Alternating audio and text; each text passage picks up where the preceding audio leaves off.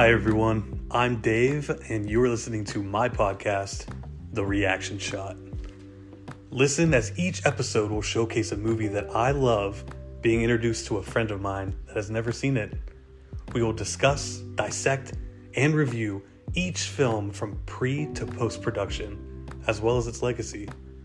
Will we see eye to eye, or is our scope of viewing a little different? Thanks for hitting play, because now you're about to find out. Fade in. Hey everyone, welcome to The Reaction Shot. Thank you so much for joining me on my 10th episode. It's crazy to think that I am here on my 10th episode. I set out to do this as a passion project, and I told myself that I would like to complete 10 episodes by the end of the year. That way I could perfect my craft and kind of figure out exactly what I wanted to say, how I wanted to run the show. And I have to say I'm proud of myself because here we are in August and I'm doing my 10th episode. So joining me today is my really good friend, Grace. Hi, Grace. How are you? Hi. Good. How are you? Good. Thanks so much for joining me on a very special episode. Of course. Yeah. So today we are doing Mean Girls Mean 2024. Girls. Yeah. So a lot of people actually aren't very familiar with this movie 100%. So the thing about Mean Girls 2024 is it is a teen pop musical comedy. It was released on January 12th, 2024. It had a budget of $36 million. Mean Girls 2024 is a theatrical adaptation of the Broadway musical that was adapted from the 2004 theatrical film that was inspired and adapted from the 2002 self-help book titled Queen Bees and Wannabes, written by Rosalind Wiseman. That's a lot of adaptations, don't you think, Grace? Literally, it's so many. I remember hearing that it was from a book, and I was like, oh my gosh. And then when the musical, this year came out, the movie musical, it's like so many times has this content been revised and readapted to fit the modern world. But I was like, oh my gosh, how many times we're gonna do this? I mean, it's fine, Yeah. it's great, but I was like, a lot of times. Yeah. Yeah, it's crazy to think that, it's been 20 years since the original theatrical version of the film came out, and it's been, 22 years since the book came out. So I think when I saw the original 2004 version, I assumed that by being adapted from a book, it was a novel of sorts, but it's actually a self-help book. Self-help. Yeah, I found that very It's interesting. crazy. And I think it's also, we'll talk probably more about this later, but it's crazy how relevant the content still is. It still very much fits the modern day framework, which I think is just a testament to that the knowledge is kind of invaluable. It just changes a little, but it's still very, very relevant. Yeah, no, that's awesome. High school is high school, and there's a lot of shit that goes on in high school for sure. So a lot of different stuff, yeah. Yeah, it's but I don't know. So what's your background with Mean Girls in general? All the adaptations of it. What is your background? When did you fall in love with it? How were you alive? Yeah, you were alive. It came out 20 years ago. So the But you were young. movie itself, yeah, it came out in 2004. It was actually my very first PG-13 movie, which my mom, she was so upset when she saw I was watching. She was like, "What's this rated?" I was like, "PG-13," and she was like, and my 13th birthday had just passed, and I was like, "And guess what? And guess what? I'm 13. I love that. That's awesome. And she was like, so that was my first experience with the movie. And by then, too, a lot of my friends had seen it. And it was one of those things that it was always playing on ABC Family. Before it was Freeform, it was ABC Family. And we had seen it because before streaming, they were replaying all these old movies. So old movies. Okay, oh boy. Older, before my time. But that was my first experience. And even back then, it's crazy to think that they were still playing this. They still thought it was such a hit that they were still playing these movies on TV, especially Mean Girls, because it was so popular. And so that's how my generation kind of came to know it. And then, of course, it became this big movie that's still very relevant, still one of the most quotable films, I think, in pop culture. And so that was my experience with the film. And it's one of those movies too, me and my sister, we quote it, I don't want to say religiously, but often. It's one of those things you could say a line, and probably me, my friends, my family, we all know where it's from. So I think that's a big testament to how big it is. In terms of the musical, when I found out they were doing a musical, I am a certified theater nerd, and it's not something I usually like to advertise. Respect. It's actually so literally, it's one of those things too. Like, even Dave knows, we used to work together, and he came up to me one time. He's like, "What do you listen to? What music do you listen to?" And I'm like, Sounds like me. "What's on the radio? Yeah. Like, what's on the radio?" And you're like, "So you're listening to this?" I was like, "Sometimes." And Dave was so adamant. He was like, "Pull up your Spotify." I was like, Mhm. "My Spotify," and it was literally like Broadway's biggest hits. Like, Yeah, it's it bad. Like, was. I will, if I'm in the car with someone, they're like, "Do you want to play your music?" I'm like, you don't need me to hear. You don't need me to like sing Hamilton to you. You don't need me to like go on tangents about all this stuff. You don't need to know that I know the Les Mis soundtrack word for word. You don't need to know that. So you That's just play awesome. what you want. But so I'm a big theater nerd, and when I found out Mean Girls was being turned into a musical, I was going to college, and I was very anti it turning into a musical. I was like, I don't understand why we're ruining something that's already good. Why do we feel like we need to bring it back? And so for a while, I boycotted it, in that I wouldn't like listen to the soundtrack. I wouldn't even like pay attention to it. I was like, I don't want to be associated. And then, of course, as I inevitably do, like, I ended up listening to the soundtrack while I was like my spring semester of college, and I was like, I like it. Of course I do. And then I saw Of it, and I was course. like, that was really good. So that's Oh, my good. experience. No, that's awesome. That's great.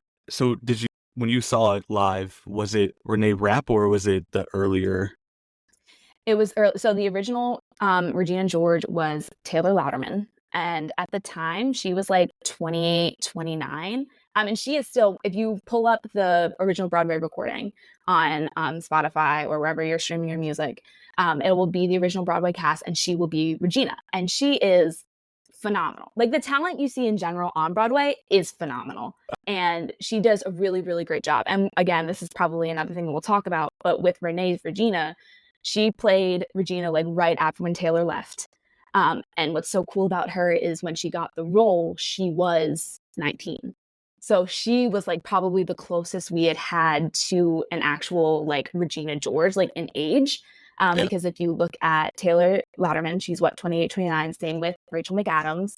When she played Regina George, again, a little older than the high school stereotype, almost 10 years the senior. So it was really, really cool to have Renee Rapp, a Regina George that was, the same age as Regina, and it kind of made it more realistic.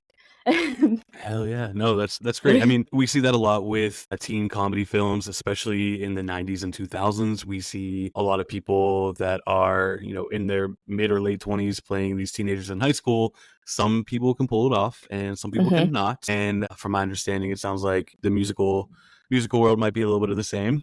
Yes. At the end of the day, I guess I understand at times different casting choices, whether it be in film or in musicals, to do that. But sometimes it is very refreshing to get someone who is fresh from that environment, fresh out of high Yeah. school, who knew exactly what was happening at that moment in time and how Yeah. crazy the hallways were, for sure. It's crazy because that's how insanely talented she was too. She had won a Jimmy Award, which is like the musical theater for high school awards. It's like this really prestigious thing. And she won it for her high school. And that's, again, the fact that she was able to do that. It's just, again, this huge theater nerd things, but like No, I love it. And I love things it. that I know. That that's how talented she was. And we see something similar, not to divert, but in West Side Story, the 2021 version that was released by Steven Spielberg, Rachel Mhm. Zegler, who played Maria, she sent in a tape. She was senior in high school. And Steven Wow. Spielberg like saw the tape and was like, "You're amazing." And so she's 17, 18 in that movie because she was just that good. And it's crazy the talent that is often that can be very young like that. It's crazy. Yeah, no, I think that's great. I think That's also one thing that's a little bit more current, especially in film, is I feel like they're actually starting to cast people that are of the correct age. So when we're getting these high school movies now, we are getting those, late teen actors. So it feels a little bit Hmm. more realistic, and I really like that. I think it, introduces us to some young talent and everything. So yeah, kudos to all Yeah. those people. My background with Mean Girls is 20 years ago. I was 16 years old. So I was their opening weekend when it came out. And Wow. yeah, it was a very exciting film at the time, especially being in high school. We got to see what was represented on the screen that Hmm. we were also seeing in our actual hallways. And let me tell you, Grace, Yeah.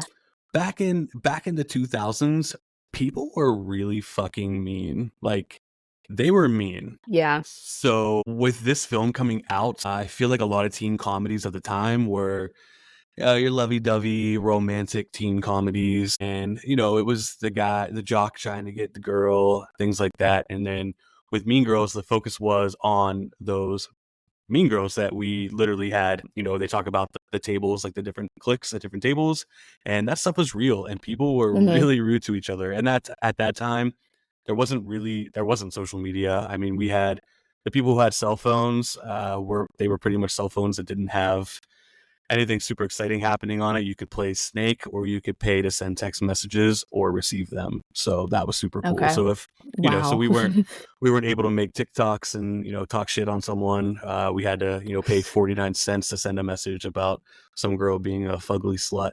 So That's good time. crazy. I can't Yeah, even imagine. And that's another note I think I have just when we talk about the movie is they try really hard to make it more mainstream. And so phones are very prevalent in this because a lot of what you're saying that wasn't as prevalent when the movie came out. So right. when they had to translate it back to screen from this musical, like they knew they had to put it more in a modern high school setting. And so everyone has a smartphone and iPhone in almost every shot of this movie, which I think is you have to do because of what you're trying to convey in this movie. Yeah, absolutely. Yeah, it's ultimately people were mean to your face back then because we didn't have what you youngins refer to as Twitter fingers. Getting on social media and blatantly calling people out, or making ignorant posts about certain people. I'd like to think I'm a little hip to what's going on in the world, just because I am a restaurant manager and I do have staff that is very young. Most of my staff right now are between the ages of 18 and 23. So I'm learning a lot of things, and yeah, some of the Mean Girl stuff is very relevant, and that's just the way Mhm. the high school world works. So Yeah. uh, yeah, so the rest of my experience with Mean Girls 2024 was I heard that they were making another film, and it was going to be based on the Hmm. musical. So the thing about the making of the film was they tried to hide the fact that this was going to be a musical. Yes. And that made me so angry because people were Yeah. like, "Did you know it's a musical?" I was like, "Yes, I've been patiently waiting for this." Grace is like number one fangirl. Yeah, I I love was it. like, "It's Renee and Rap." Of course I knew it was a musical. Me Yeah. and all my friends too, like, we saw it together in theaters, and we're like, "Oh my gosh, like, the Mean Girls musical," and my best friend was like, "Did you notice they didn't say Are they that it's a singing right musical?" now? I know, she was like I was like, "Oh my gosh, you're right," like, they didn't say explicitly, I don't, because she's a theater nerd. She was like, "They're not saying it's a musical." I was like, "Oh," and then they had this, like, viral video happening where, like, people are really surprised, like, another Yeah. song would happen, and there's, like, an audible groan in the Hmm. theater, and I was like, "Ooh, you guys don't know." Oh, you guys are. Yeah, it's I get the idea why they wanted to market it without it being a musical, but at the same exact time, feel it's to me that's just fake marketing. I mean, obviously it's fake marketing, but Yeah. Gen Z, which you are Gen Z, right, Grace?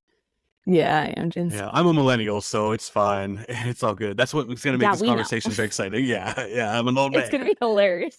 So I feel like I, I don't know how to say this because I know that you're not going to be able to fully agree with me, but I feel, in my opinion, a lot of people nowadays aren't really big fans of musicals, at least in theatrical format. I feel they did the same thing with the Willy Wonka, like the more recent Willy Wonka movie called Wonka with Timothy Chalamet, which Yes. is actually a musical. Yes. And they again hit Yes. that, and I I hope I don't get murdered for this, but I don't really like the Willy Wonka story. I don't really follow it. I don't like the movies, so I wasn't really paying attention to the advertising for the Wonka film. But I Neither did was start I hearing, really. yeah, and I started hearing a lot of people talk about how it was a musical, and I was like, oh shit, that's a musical, really? I saw clips of Yeah, it, and no hate to Timothy Chalamet, but I saw him tap yeah. dancing. I was like, I'm out. I You're can't. out. Nope, I can't no, do yeah. it. Don't want those candy bars, buddy. I Uh, can't. Not right here, not right now. But thank you. Thank you so much for yeah. offering. Yeah, right. Yeah, so I do see how marketing can really trick you. So I was shocked to learn that no one knew that Mean Girls 2024 was a musical. And on the flip of that, me not knowing Wonka was a musical was case in point that some people just don't pay attention to those types of things. So yeah, I heard a lot of things about people being in the theaters and just being like a musical after Yeah. every song. And so Zach and I actually had early passes to go see it the Oh yeah, Wednesday that's before. right. Yes. Yeah, the Wednesday before it came out. They had a whole theme on Wednesdays. We wear pink, which oddly enough, today is Thursday that we're recording this episode. You were And I made Thursday Pink Day because I'm wearing a pink shirt and a pink hat in honor of the plastic. So they might not let me awesome. I sit with them didn't. because it's not Wednesday, but Okay. yeah, it's okay. But that's okay. That's okay. I'll go sit at another lunch table. Janice and Damien seem like a really good time, so I'll go hang out Would with be a them. 10 times better.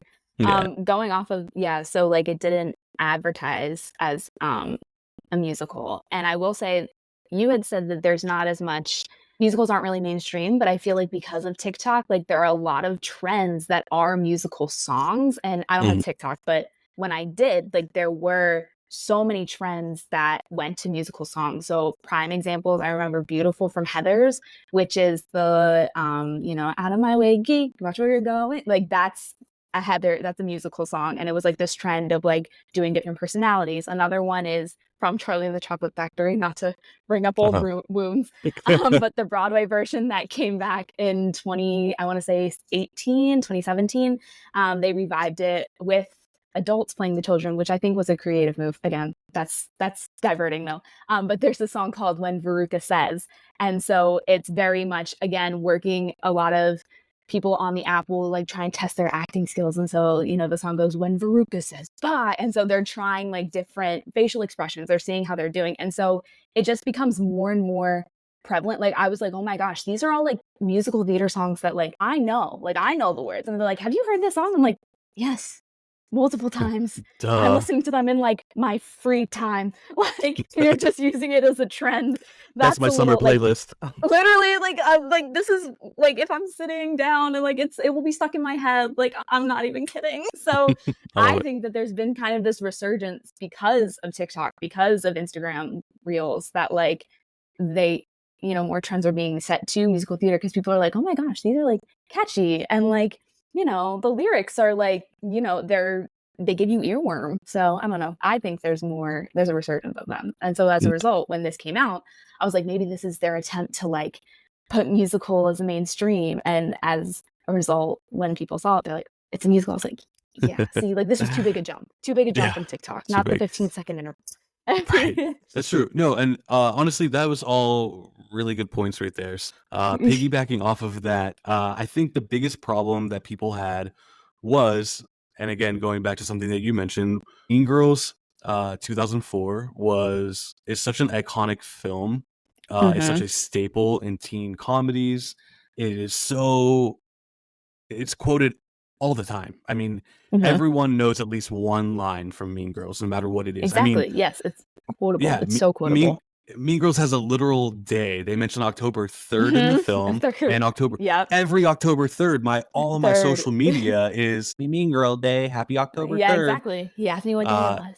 yeah, yeah. Yeah, so I think the biggest problem that people had maybe wasn't necessarily that it was a musical, but it was a musical of a movie that they love so much. So you got the grumpy old millennials, my peeps, who were like, I can't believe you're doing this to Lindsay Lohan's film. Like, this is ridiculous. Hmm. And I hate the way so and so says this line. This line's not even in the movie. So, they found a way to just tear it apart, which obviously hurt it to an extent. But I will say that I mentioned that the budget of the movie was $36 million.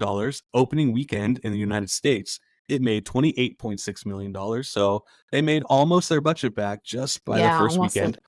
Yeah. That's crazy. Yeah. And then the end of the run with the worldwide box office in theaters, they ended with $104.7 million. Wow. And the original run, the 2004 version, ended its worldwide run with 129 million. Now, obviously, inflation after 20 years is a little crazy, but Right. in general, it's not that far off. So at the end of the day, it was moderately successful. It might not stand the test of time. It might not be the version that people go back to, but I think it did its part, and I think uh, review wise on Rotten Tomatoes as of today, it sits at a 69%, which is still a fresh film, Yes. and it's 62% with audience reviews. So I feel like there is some love for this movie from certain people, whether it be some millennials or whether it be the Gen Z crowd, whatever it might be. There's definitely an audience for it. So I think if they were to come out with a really awesome musical that took place in high school that had nothing to do with Mean Girls and had some really catchy songs and great acting, I do think, like you said, it could be very successful, especially in the TikTok day and age that we live in, for sure. Definitely. Yeah. 100%. Okay, so Mean Girls 2024, just a real quick rundown. Tina Fey wrote this film. The music was by her husband, Jeff Richman, and lyrics by Nell Benjamin, which I'm going to have you teach me all about them if you know some facts. I don't think I have as many. That's okay. No, that's good. I love that Tina Fey. I love that Tina Fey had her husband compose the music for it. I'm assuming it was for the Yes. Broadway Yeah. musical as well, right? Yes. A lot. They Yep. did re-collaborate for the movie Okay, cool. Awesome. because they. No, I think that's great. It was directed by a husband and wife duo, Samantha Jane Hmm. and Arturo Perez Jr. Yeah. Yeah, husband and wife. This was their first theatrical film that they did together, which, I mean, in the scope of things, if that was handed to you as your first major project, I mean, that's awesome. They had a lot That's. of faith. They have a lot of faith in them. I'd be like anxious as anything. I'd be like, oh, this like iconic movie and then this Broadway Yeah, hit. You want me? right, Oh, right. Me, man, no. man, yeah. And a husband and wife duo doing it too. That's Yeah, that's a lot. Wonder that is a wonder how lot. that set was sometimes. No, honey, I Can want you you to do really? it this way. But no, kudos to them. I think that's awesome. Mark Waters actually directed the original The 2004 one. original. Yeah, he had a really big background when it came to teen films, I guess you could say. He did Freaky Friday. He did Ghosts of Girlfriends Past, Mr. Popper's Penguins. He also did a movie that I really like from the early 2000s called Head Over Heels with Freddie Prinze Jr. Okay, So I've heard of it. yeah, it's good. It's good. It's Another crazy. reaction shot episode. Here we go. Already planning. But yeah, so with that, Mark Waters had a big background at this point in time where the husband and wife duo for this one obviously didn't really have a background other than some short films. So I think it's great that they, put a lot of faith into them to bring this to life, because Tina Fey did originally want to direct the movie. However, she backed out at the last minute. Cool. So Mean Girls cast. We definitely have a different cast here than obviously the 2004 version. So there was a lot of people who had opinions on a lot of these people, and some of them I kind of agree with. Some of them I Right, do yeah. not at all, and we'll definitely get into that more. Definitely get into that. So we have Angourie Rice as Katie. We have Katie. Renee Rapp as Regina George. We Queen. have Queen indeed. We have Queen. Ali E. I don't know how to say her Mhm. last name. I'm so sorry. Ali E. Crevalio. Crevala. Yeah, Crevalio. Crevalio. Perfect. Excellent. Her name. She plays Janice. Joaquin Spivey as Damien. We. Yeah. He's amazing. He does such a good job. Avantika as Karen. Yep. BB Wood as Gretchen. Christopher Briney as Aaron Samuels. Busy Phillips as Regina's mom. Then rounding out the cast, we have Jenna Fisher as Katie's mom, Tina Fey as Mrs. Nurberry, Tim Meadows as Mr. Duval, John Hamm as Coach Carr, Ashley Park as Madame Park, Connor Ratliff as Mr. Rapp, and Mahai Alim as Kevin. Pretty cool cast. Yeah, Pretty great cast. pretty great There's cast. actually some Easter eggs in that cast. If we're talking about people who are being casted, Ashley Park, who Okay. plays the French teacher, is the original Gretchen Wieners on Broadway. So when I Really? saw her, me and my friends, we're all freaking out. We're like, oh, she's in here. They got a Oh, Mean that's Girls awesome. original Broadway cast member. So I that's the love original that. Gretchen. I love that. That's awesome. I had no idea. So now, whenever I Now you rewatch it, do. now I do. I'm gonna be like, I know you. I love that. Cool. So let's take a second to kind of talk about this cast really fast. Angourie Rice as Katie. She took over the very pivotal role as the main character we follow throughout the film, who was originally played by Lindsay Lohan, and Renee Rapp And as Regina George, who was originally played by Rachel McAdams. How do we feel about these two, Grace, in the film? I liked all right, point blank period. I loved Renee Rapp. She did great. She was so good in this as Regina. Katie and Gallery, she was good. There are, again, and this more goes to the song, the instrumentation, the musical arrangements. I was unhappy a little bit with how things had to be arranged. And I get it. Like, she did really well, but I feel like she was also very, she was just quieter. Like, she was very, like, I felt like she was very soft spoken. She was very, like, okay, like, sure, you can sit with us. Like, Sure. very, whereas, and even when Lindsay Lohan did it, it was also very, I think Lindsay Lohan did a great job at portraying a new girl, period. Whereas, you know, and Gary, she did great, but like, it wasn't as good as Lindsay Lohan. And then Erica Henningsen, actually, she played Katie on Broadway. And she does, the thing about Broadway too is everything has to be bigger because you have this audience that your performance has to translate all the way to the back. As someone who has been in the back seat, you have to make the people in the back feel like they're up there with you. Everyone kind of has to overact. And so as a result, her performance just by default is bigger. And you get everybody in that cast, the performance is just bigger because you have to be. You're not going to see, people in the back aren't going to see the subtlety of your performance. Sure. And so comparing Angauri's performance to Erica's, it's just so, it's different because her performance and Gabri's performance is a hybrid of Erica's and Lindsay's, whereas Erica Henningsen, who is phenomenal, also was so big. She's like over enunciating her lines, and I don't know what Twitter is. Like, it's very musical theater-esque. So the type of acting is just also very different when I was watching it and comparing it. Sure, that makes sense. If you could cast your own Mean Girls, but you could only pick one of those three to play Katie, who would it be? I really wanted to see what Erica was going to do with the role on screen. I do. But she's also, again, goes back to she's a little older now, which not to be like she's too old, but she's, you know, she wanted to move on from the musical, and that's fine. I don't know if she auditioned, but, you know, I really wanted to see what she was going to do. Oh, that's cool. I'll have to check this out. I'm definitely not familiar with the musical at all. I mean, literally all I knew was, you know, Renee Rapp was a part of it at some point in time, and it ended up getting shut down because of COVID-19. So, yeah. Actually, do you know who was playing Katie when the show shut down? I do not. Who was it? Sabrina Carpenter. Really? Was set to play Katie. Yes, and there are some performances. We had Sabrina Carpenter and Renee Rapp on the same page, or on the same stage. Yeah, wow. They were on the same stage.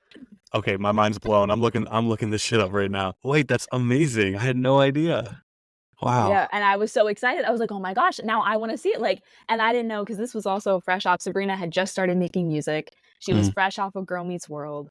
So I was like, how's she gonna do? This was way before like the persona that she has now, and the music that she makes now. And so I was really I was excited because this was, again, to complement Renee Rapp's Regina, another actor who was a little younger, closer to the high school age. Like, I wanted to see what she was going to do with it, and then COVID happened, it got shut down, so I didn't get to see. But wow, I'm sad that Sabrina Carpenter wasn't in this film, because I know think, she could have been Katie. I mean, you know, I watched Girl Meets World because I grew up with Boy Meets World, so of course, from the nostalgia aspect, I wanted to check the show out. And it's funny because out of the younger cast, Sabrina always stuck out to me. I thought her wit, her line delivery, I thought she was really good at what she was doing. She was.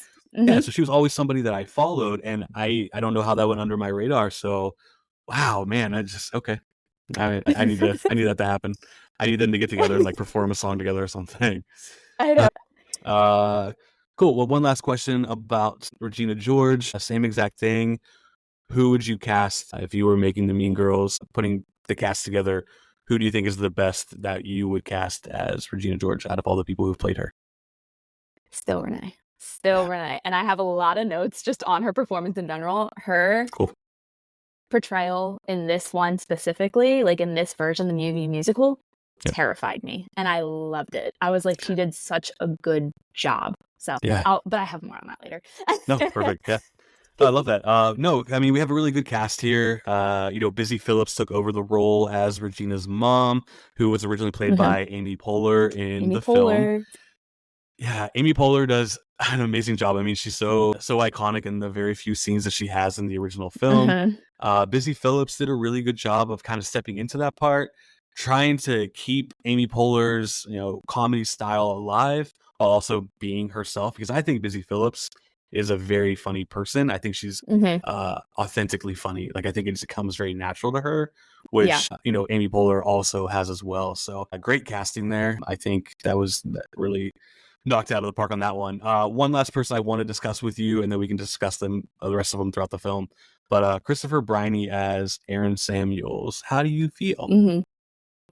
So Chris Briney, he is on, for those of you who may not know, the show called little indie show called Summer I Turned Pretty, which is on Amazon Prime. And that's really genuinely the only work that I have seen him in. So if he is in other things, I have not had the pleasure of seeing him. He is, when I found out he was cast as Aaron Samuels, I was conflicted. I was like, makes sense. But as Dave knows, and I can't take credit for the show because I got it from SNL, but he is one of those people where I look at I'm like, are you cute or are you just tall? Because he's like over 6 foot. And also too, in Summer I Turned Pretty, his character Conrad, tall, dark, mysterious, moody. And I, of course, me being me, I was like, oh my gosh, I'm in love with you. Of course. You're the only choice for Belly. Why wouldn't you be? I just love you. But with him in Mean Girls, the role is different in that it's Aaron Samuels in both the Lindsay Lohan version and in the original Broadway musical. He has a bigger role, I feel like. And in this movie musical, I feel like I not barely saw him, but he wasn't as pronounced as the other two versions, which is good because I feel like this movie musical harped a lot on female friendships and just the relationships we have with one another, platonic relationships. So it wasn't as much about Aaron as it was in the original movie or as much in the original Broadway cast. But yeah, Chris Briney, he is so nice to look at, but sometimes he would have scenes in the movie and I was like, you're just standing there smiling. Right, right. But in Summer I Turned Pretty, so good. So good. Yeah, I agree with you. I think in The Summer I Turned Pretty, he's perfectly cast. He plays that role really well. I don't really connect with him as Aaron Samuels. It's Mm-mm. not to say he does a bad job, but No. as you mentioned, his character in this one doesn't really have much going on. He's there for, some of the conflicts that Right. brings out some of the mean stuff between the girls. But at the end of the day, I'm like, based like character wise in this version, I'm like, why are you guys fighting over him? Get it? Right. Like there's so many I was like, is he supposed to be like the hottest guy in school? I don't know. Like sometimes I'm like, is he funny?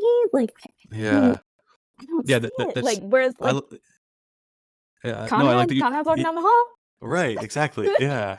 Yeah, I just don't even like Aaron Samuels in the, 2004 version of Mean Girls, he was like the jockey type of guy. Like he had Mm-hmm. I don't want to say stereotype, but he had a specific stereotype to his character, so you knew exactly Right. what type of guy he was. And uh as you mentioned, like in this film, I don't know what he is. I mean, I don't know where He was static. He was so yeah. static.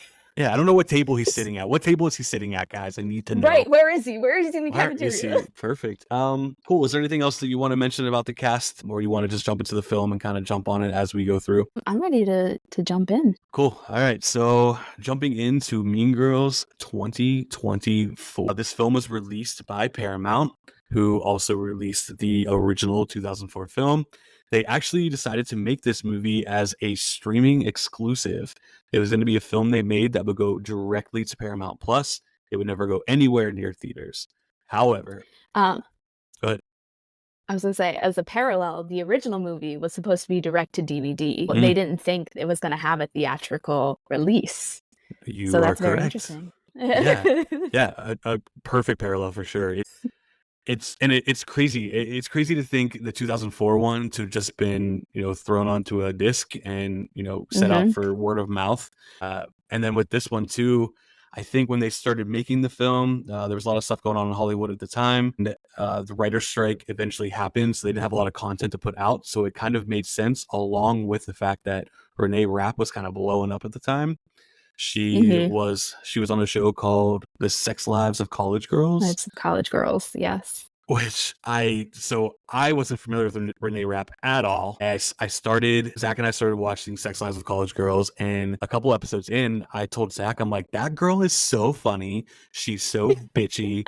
She like every time she's on screen, I feel like she just commands your attention. She does the same exact thing as Regina George, and I was like, Right. I really like this girl. So then I discovered she does music, and then I discovered all these things about her, and she had put her first EP out, and I listened to that, and I'm Yeah. like, oh my god, this is my new favorite person, and here we are. I'm a hardcore Renee Rapp stan. So And as a yeah, reverse, I found out she was on that show, and I was like, "Oh my gosh, they got that girl from Broadway cast Mean Girls, Regina George. She's I she's love on it. a show now. That's That crazy. She's going to screen." that's so funny. Totally, yeah, totally That's different how deep perspectives in though. I am. That's how deep I am. That's awesome. That's awesome. Cool. So the film starts off with a song, and the song is being sung by Janice and Damien as they're kind of introducing the audience to what we're about to witness in the story. What can you tell me Yeah, about this song? cautionary tale. So this song is called Cautionary Tale. And again, to sort of go off of what we had been talking about earlier in adjusting everything to a modern high school feel, it's filmed on a phone in this movie, in the musical movie adaptation. Whereas on the Broadway, they also break the fourth wall like they do in this movie musical. However, they make it seem like they treat the audience like freshmen. So it's a cautionary tale because they're welcoming the freshmen. They're like, "Welcome to high school." And to prepare you, like, we have this great cautionary tale about bullying and like being the people that you're friends with. And so it's really presented more in a more high school kind of dynamic, which I really did like because it felt again like nostalgic. Like it's very, and it again, more comedic timing, it's just very different context. Like at one point in the song, like when they open up, it's Janice and Damien still. And it's Barrett Wilbert Reed who plays Janice, and I believe Damien is played by Gray Hansen. And they're both hilarious, but they're both like are sitting there like, "Welcome, freshmen," and like, "We have this song just for you." And like Damien starts playing the acoustic guitar, and he's like, "And this is a picture of Celine Dion, which I just like to hold while I sing." Like it's just funny. So when they were filming it on a phone, it was different. But I was like, "There's no way they can like be like, 'Hello, freshman.'" Like it just context is just different. But I'm glad they kept the Yeah. song. Yeah. So, I didn't see the musical or anything, so I had no idea about any of the music in this movie at all. So when this started off, I was kind of like, okay, I mean, they sound good together. They both, at this point in time, they both seem like they have decent voices. I like the idea of them being in the garage together and speaking to us, which I feel like is usually how, musicals kind of start off. They kind of give you like an introduction. Yes, I think it was pretty cool that they did it that way, especially recording it on a phone. Obviously, social media today, I mean, right, there's no other way you could have started the film if you're going to go that direction. So the cautionary right. tale is obviously about bullies, like you mentioned, and these mean girls. And as the garage door comes up while they're singing to us, we kind of realize that we're now in Kenya. We're in Kenya now. Yes, the So I think story that was begins pretty cool. across the ground. Yes. So the segueing in, we have my first complaint, which is they cut this song called "It Roars," and Okay. this is originally what Katie sings. I'm talking about how she likes being in Africa with her parents, but she feels kind of unfulfilled, like she's missing out on something. And I get it. I think the reason why the lyrics in "It Roars," I feel like don't jive as well with today's society, and then so I think it also maybe also the musical arrangement wasn't something that they could do for the film, so they changed it to the song "What Ifs." But I remember sitting in the theater and they start this song, and I was like, they cut "It Roars." I was like, the You were first pissed. Like, I was like, okay, strike one. They cut first song they cut. It's gonna be It Roars. Are you kidding? But if you listen to the soundtrack, but it's Erica Henningsen. She sings it, and it is kind of funny. But sometimes I can see why they cut it because some of the lyrics are just not. Looking back on them now, they're not as great. Yeah, so that actually opens up a really good conversation we'll probably have throughout our little breakdown here is, some people are mad about certain lines being missing, certain jokes are gone, but we have to remember that we unfortunately got away with a lot of things that were being said back in 2004. I've talked about this before on multiple other episodes. Certain things that you were able to get away with saying back then would never fly today. Right. Some of the jokes that are in Mean Girls, where they might not necessarily come from, an ignorant place, at the end of the day, they are not in very good taste. So that's why some of the jokes are gone. That's why some of the jokes are different. I actually have a quote from Tina Fey, who talks about one thing about Regina George. There's a joke in the original movie where Janice gets up on the table and Regina says, "My God, it's her dream come true, diving into a huge pile of girls." Tina Fey said it was mine and Sam Jane's feeling that Regina wouldn't try that now because she knows the kids around her would be like, "That's homophobic." Fey added that Regina would not be a homophobic person. So I think just those little things, when I watched the 2004 film, I'm not like, "Oh my God, I can't believe they said something like that. I can't believe that joke happened." However, in today's world, like, there are plenty of other jokes that we can make. There are other things that we can do. We don't have to say those types of things. So no, it's very yeah. I get it. But that's the first song they cut for 10. And I was like, okay, so now we have this. You're like, cool. So was this song like, fine. Was this song in the play or was it something new? Or something No, this is new. This is a brand new song. Okay. You're not a fan. I was not a fan. I was like, because again, It Roars is very musical theater-esque. It's very like, dancey and fun. And then we got this and it was like very like acoustic and like sweet and quiet, very quiet and subtle. And I was like, okay, so this is Katie. Yeah. Okay. Yeah. This is the Katie we have now sure. in 2024 on film. Perfect. All right. But again, she did great. She did great. I mean, like you said, she has a very soft-spoken singing voice. It might not be singing might not be her number one talent that she has.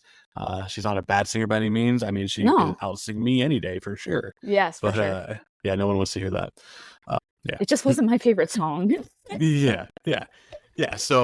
So basically, Katie's mom tells her, we're moving to the States, and she's doing a research project, so they have to go there. And as we're going through this song, in true musical fashion, we are taken, across the pond, and we are already at the school. So that time jump from the time her mom tells her, she quote unquote packs her stuff up and opens up the tent, and now we are in the States at the high school for Katie's first day. Her very first day, she is in class, and here we are introduced to Damien, and we are also introduced to Janice. These two, their chemistry together, like their back and forth, is so good. Tina Fey is also in the scene. Oh, go ahead. Oh no, I was gonna say that's a constant, I think, in all the versions that I've seen. So in the original duo who played Janice and Damien, their chemistry was really great. On Broadway, the chemistry between Gray and Barrett was really funny. They just would riff off of each other, and it was still true in the movie musical. They did really, really well. And I think made a note that I always loved Damien's character, but this was another one. Like, I was like, I'm so glad that he was cast as Damien, so he did really well. Yeah, he does do really well. Some of his line deliveries too. Even when he delivers like some of the same lines as the OG version, he puts like a little unique spin on it, which I actually appreciate. Some people do not, but I do. I think you got to make this character version your own, so why not switch it up a little bit? We're also introduced to Tina Fey's character here as well, returning from the 2004 film, as well as Tim Meadows. And Katie's walking into class, and here she is trying to figure out where she can sit in the classroom, and she decides to just sit on the floor because there's so many seats taken. And I actually read that was improvised, that she and Gory know that. Yeah, and Gory just automatically was like, well, guess I'll just sit on the floor. And if you actually look in the background, Janice actually like chuckles at it because it kind of caught her off guard. So I think that's pretty cool. But That gave me ultimately, such like anxiety when it all happened, when she right. was just like looking around. I was like, where are you gonna sit? I was like, me, like when I was my first day of high school, I like bolted and I sat the first seat. I was like, I'm here. Nobody move me. I love that. I love that. Yeah, I mean, they take the awkwardness of your first day into school and the fact that all these seats are taken and they don't. She doesn't really know where to go. So I mean, sitting on the floor is a good time. So we're kind of jumping around to different classrooms here, meeting a couple of different teachers, different classmates. We're in the French class now, and Damien and Janice are of course together. And he's like he's saying that you have to have a French name, The and name he's saying what his is. And he's like Beyonce. I don't know. I just thought that Beyonce. was Celine Dion. Oui, mais non, mais non. Just his line To delivery Miss there. Ashley Park. Yeah, Miss Yes, Ashley so Park. good. I was laughing. I was like, this is funny. Yeah. Yeah. So you said that she was originally, you say Gretchen? She was originally Gretchen, and she Cool. did really well. Yeah, she's on the Awesome. Broadway cast, like original recording as well. So if you were to listen to the soundtrack, that's her. Cool. Honestly, I mean, I would like to check it out for sure. I mean, I love listening to Renee Rapp sing, so I know she's not on there, so I'll be sad, but it's okay. It's okay. I know, Everything's fine. but it's still a good soundtrack. Yeah, I'll check it out. I will. And I'll report back to you. Yeah, please Then do. then we jumped to sex ed class, which is the sex ed's a lot different than the 2004 version of the film. But John Hamm here is actually pretty funny. It's a very small role, doesn't really add much to it. No, I think it was But more fan service. Like it's an iconic yeah, scene, so he felt and they felt for like, "Oh, and here's that yeah, scene that like yeah, everybody loves. Everyone thought it was so yeah, funny." yeah. I love it. I love that Katie gets up to go to the bathroom, and he's Yes, like, "No way, Jose," and she goes, "It's Katie." it's Love that. Katie. So No, funny. and it was always my favorite when I think it's in the original movie, it's in a different class, but either way, that whole dynamic of like, okay, can I have the bathroom pass? They're like, haha, nice try. I'm like, Yep. ooh, Oh, not that rude. teacher. That teacher's always the worst. Like, no, you can't go to the Oh man. bathroom. So yeah, so Katie's kind of navigating the school from the audience perspective. We're jumping from class to class.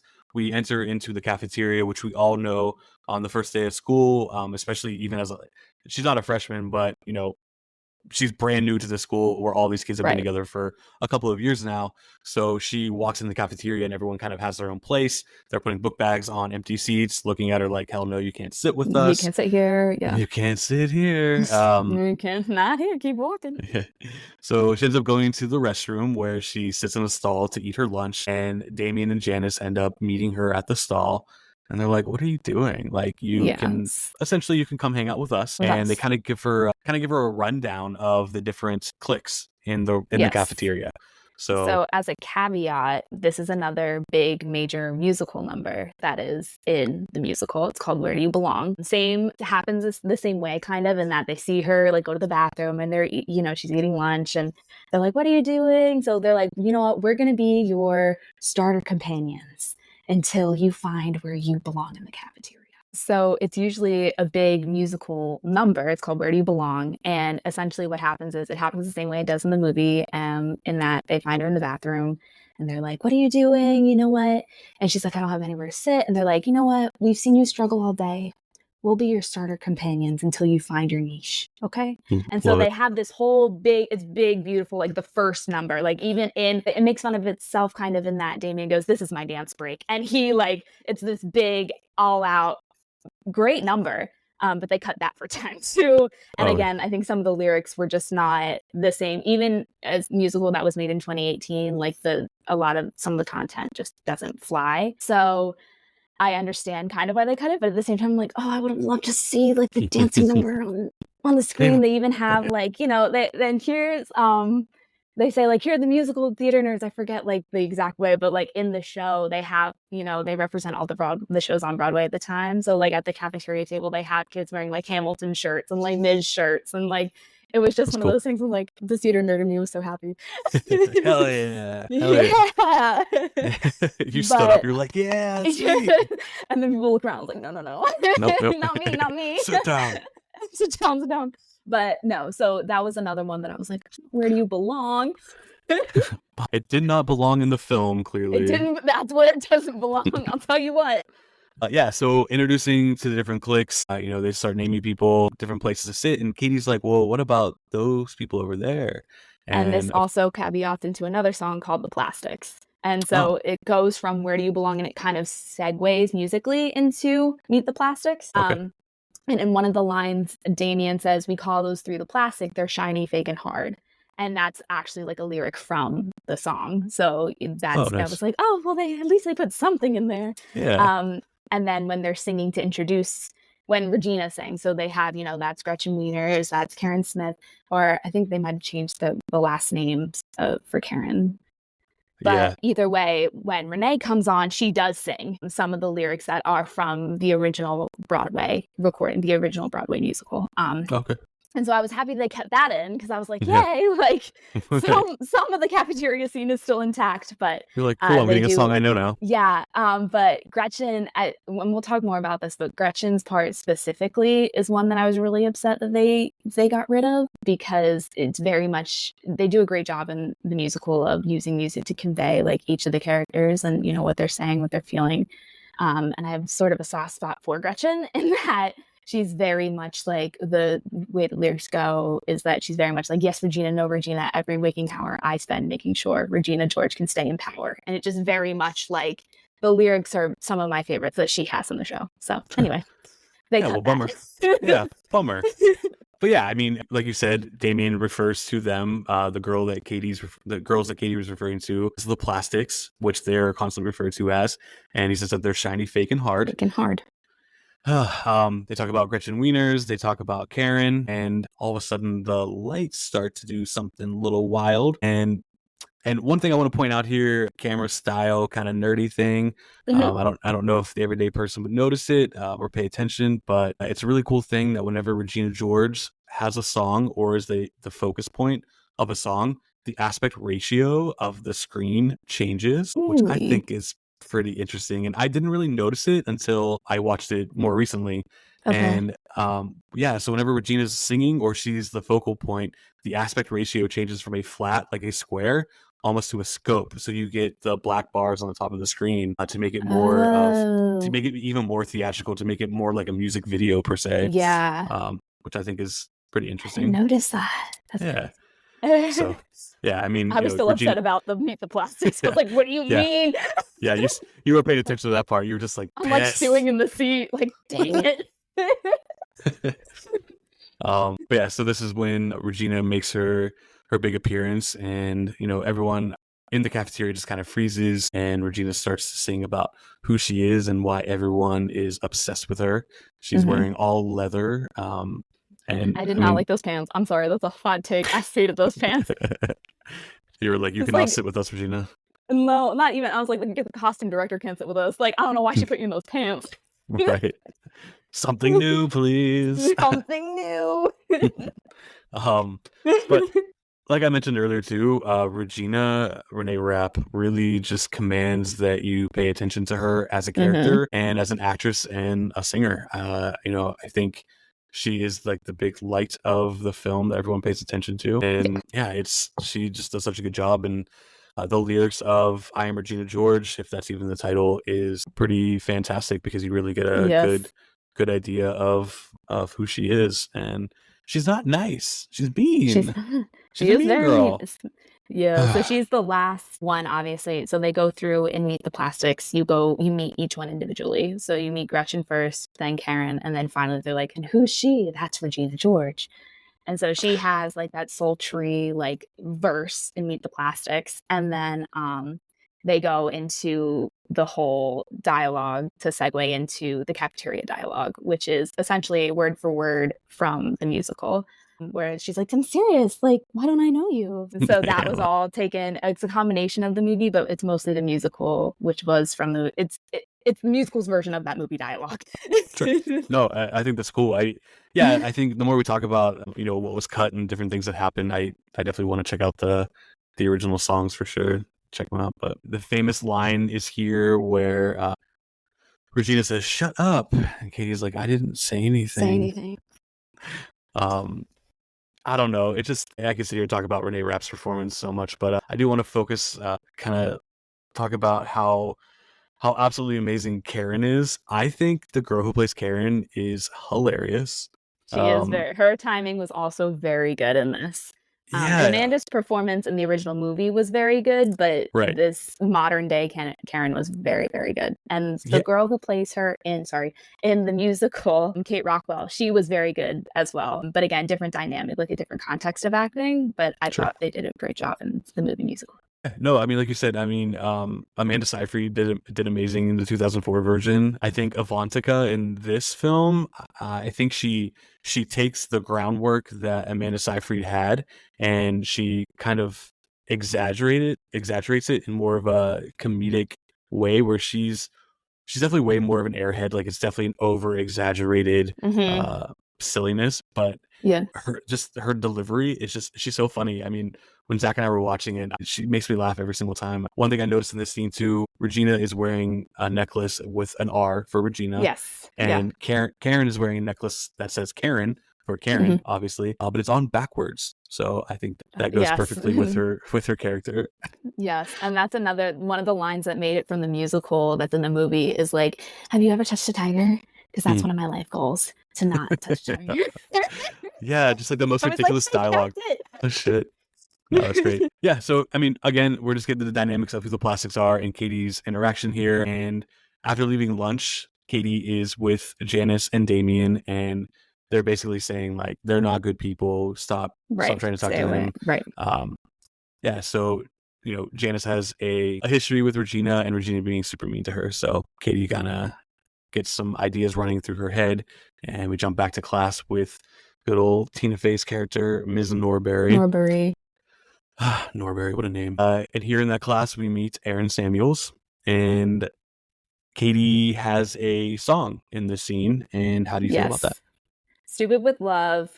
This is another one. So one thing about the musical is that they do, and with a lot of musicals too, they break the fourth wall a lot, Mhm. because music is used in various different ways in musicals, but one way in particular indigenous to this one, or just prominently seen in this one, is it's used to convey Katie's thoughts. So on the stage version, he asks for a pencil, I think. Something happens where she has a dynamic, and she has a short conversation with Aaron.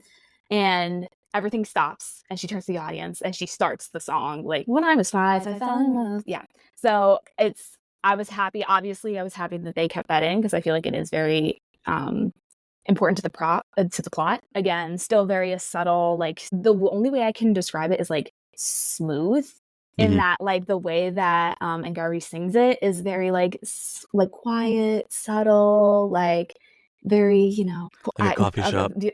yeah, like Hmm. almost like yeah, like not jazzy, but like just quiet, like yeah, like a Yeah. coffee shop. Whereas like on stage, it's like again a big production, and Hmm. Erica is always like belting. She's like, "When I was 5," I was like, "Oh, here we go, we're starting again." Like Oh I boy. was like, so when it started, I was like, "Here we go."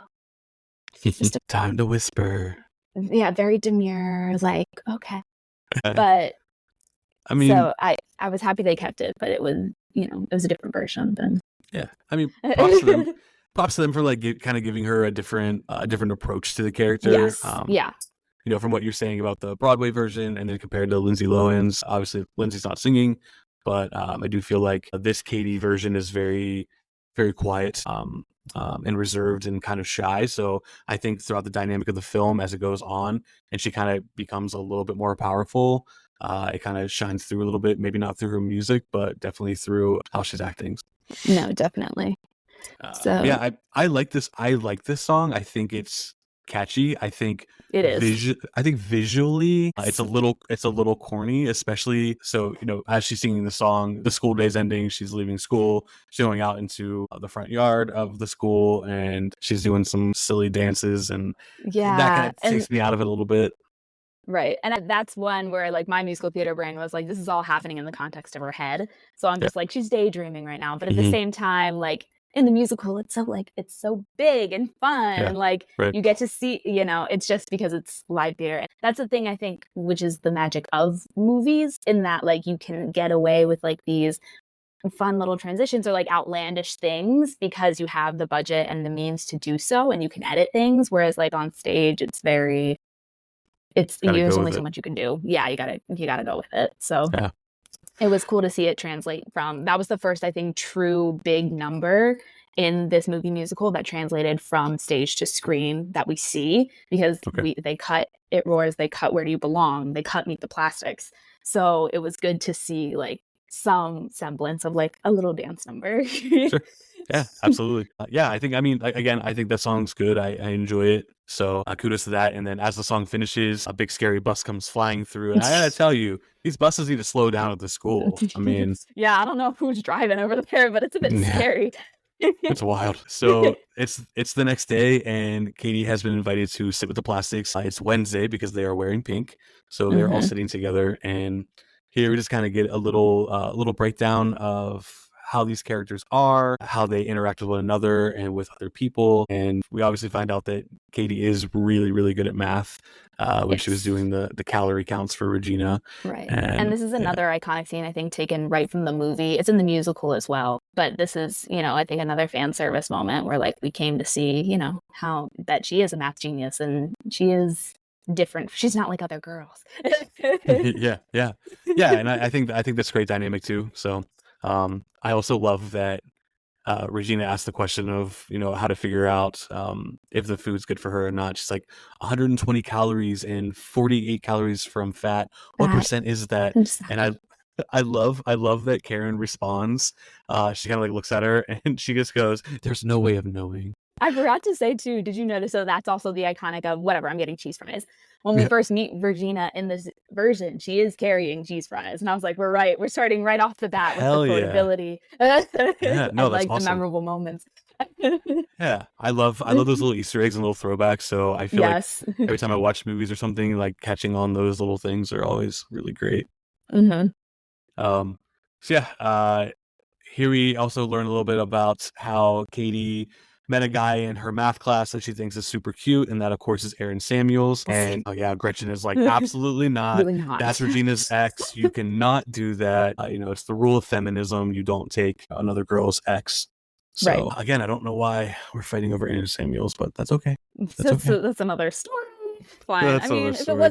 if Chris Briney sat in front of me when I was 17 in that class, I would have been like, I mean, I did also dot my pencil. Could you pick it up for me, please? Go pick that up for me.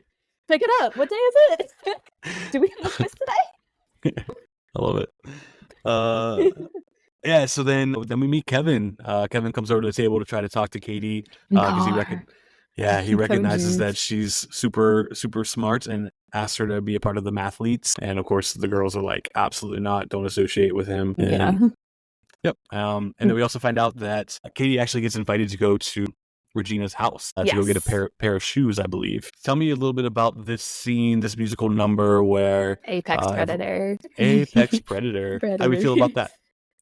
So one thing I will say about the movie and with the musical is that they do a good job of drawing parallels between Katie's lifestyle in Africa to the lifestyle that she sees in an American high school. Mhm. So you see, like, she always says in the Lindsay Lohan version, she's like, in the animal world, this would be solved by this way. But like in girl world, this goes this way. And that's essentially what the Apex Predator song is. It's Katie drawing parallels to her life in Africa as compared to, this new life that she's in. And so she's trying to make sense of everything. Apex Predator. Now, to move on, now that we have the background, the execution of this, again, big number in the Broadway version. This one, my exact wording for this is everything is TikTokier. It's very like modern day Gen Z arrangement. It's still, they kept a lot of the lyrics. They essentially stayed true to the song, but in the stage version, they're at the mall when they sing this. Okay. And they do a good job of showing, I know in the movie version too, there are moments where Lindsay Lohan's character Katie has these flashbacks or almost like reimagines the world that she's in, where the kids turn into animals or they're acting animal like. And that's essentially what Apex Predator is too. Like they'll all like on the stage, like these kids are acting like animals because that's all she understands. Mhm. And I didn't get that as much with this one, which kind of Sure. took away from the lore a little bit. Yeah, I mean, I think visually this one, I get what they were going with, but I feel like it's all the animal acting is a little aggressive and a little overdone, just in my opinion. Yes. I get it, it's coming from, I could see being exciting on screen. I'm sorry, on stage, but On on stage, screen, yeah, it's it yeah, doesn't translate as well. yeah, it gets a little Disney-esque for me. Yeah. But right at the end of the song, we get a really fucking awesome, cool shot of Regina George getting into her Jeep and turning and looking at Katie, and her glasses kind of tilt down a little bit, and she says the iconic line, "Get in, loser." Get in, loser. But God, the way that Renee Rapp looks back at Katie and just again demands that attention is she was born to play Regina George. Like she Regina. embodies And it there is a moment perfectly. in that song where Gretchen sees the guy she has a crush on, Jason, like sitting with another girl, and she goes up to Regina and she's like, "Oh my gosh, Jason is sitting with her," and Regina's like, "No, he's not," and like she stands there and she just gives this girl this one look, and the girl immediately gets up. And Yep. it's just, again, like you said, that she just commands this room. And again, I also have so many notes on this performance. No, But that's one of the prime examples where I was like, if a girl looked at me like that when I was 16, I'd be like, oh my God, like, oh, yeah, I'm getting up, I'm leaving. Yep. Like, I'm out. I had no idea. I'm so sorry. Yeah, it's wild. So then Regina takes the girls back to her house, and here we're introduced to Regina's mom, played by Busy Phillips. Again, very very iconic acting from Busy Phillips, taking over the iconic role that Amy Poehler left behind. And she just the way Busy Phillips kind of like throws her foot up on one step and like stretches while she's like super excited, and her like bubbly nature, and she's wearing pink and just like Amy's version, and she's like, my girls, like she's one of the plastics still in high school. Yes. Love that. And I think she does a good job. Like that character, a lot of the dialogue, again, also taken from the musical, but some of the blocking too, because I feel like she does that in the musical where she throws her leg up on the step. So they take some of the recalls from that, which is great. No, that's awesome. Yeah, and then up in Regina's room, we get little backstories on the girls, their insecurities. You know, at the end of the day, you know, they put up a front when they're out and about in school, but they also, like I said, have their insecurities. So kind of learning a little bit about those. So going off of this is probably one of my favorite moments in the movie. It's What's Wrong With Me is the song that Gretchen sings. And it's essentially when she finds this music box that she gave Regina, and the lyrics are really, really phenomenal. Again, the way that both BB does it, and Ashley Park, when she did it on Broadway. I have listened to that song when it first came out, and I listen to it now, and I have never felt more seen, I think, as a young girl, because she's like, the lyrics are very much like, tell me what's wrong, like, I'll change it just to be accepted. Like, just like you said, you're finding out that everybody has these insecurities. Some people are just like responding to them differently than others. Song, it's heartbreaking, but I feel like it's so true. Like, so many girls have that thought process of like, just tell me what's wrong and I'll change it immediately just so I can fit in, all in the name of fitting in. Instead of just being okay with the fact that, you know what, like, I have these things and I'm not going to change them, which again, like watching it as an adult, it's like me thinking like, oh my gosh, that's such a teenager way of thinking about it. But like, I remember being 16 and being like, oh, I'll change it. You told me to do it. Like, yeah. So yeah, I think that kind of stuff is important, and I'm glad that they got to kind of put that heart into the 2024 film version. I do think that some heart was missing from the 2004 version, in my opinion. I think we get a little bit more heart in this one, which I enjoy a lot, because, you know, at the end of the day, we are all humans, and we all don't think that, you know, just because we think we're running the school and we're the coolest people in the world, again, we do have those insecurities. So I'm happy that you got to connect with that. So but on the flip of that, we also get introduced to the Burn book here, the infamous Burn book. I like that they kept the Burn book alive, because the original idea for the film was for it to be an Instagram chat page, like a fake Instagram page. Yeah, so I like how I have a note how they changed the plot hole. Like, we did this when they took our phones away. I was like, okay, like, feasible, because you're right. Like, in this day and age, why would you make it on this? Like, so many kids like in this generation would probably revert to something digital. Yeah, no one's making a scrapbook nowadays. So like you said, I'm glad that they kind of took that in there.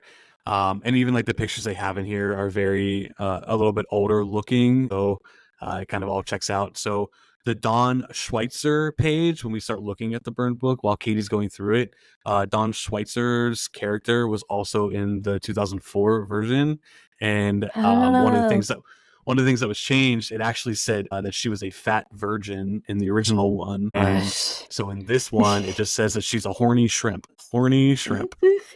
It's just Uh, reading those aloud. Like that was another thing. Maybe it's because like I'm sitting on the opposite side or like I'm older now, but watching it, it's just so crazy that something like this was created because I'm like, oh, like it's very, it just, it comes off very, both in all versions, mhm, it just, everyone's insecure. And it mhm, just, it like brings yep. you back to being a teenager of like, everyone's insecure. And like, we're just trying to point out everyone else's insecurities. Like, it just hurt. I was like, God.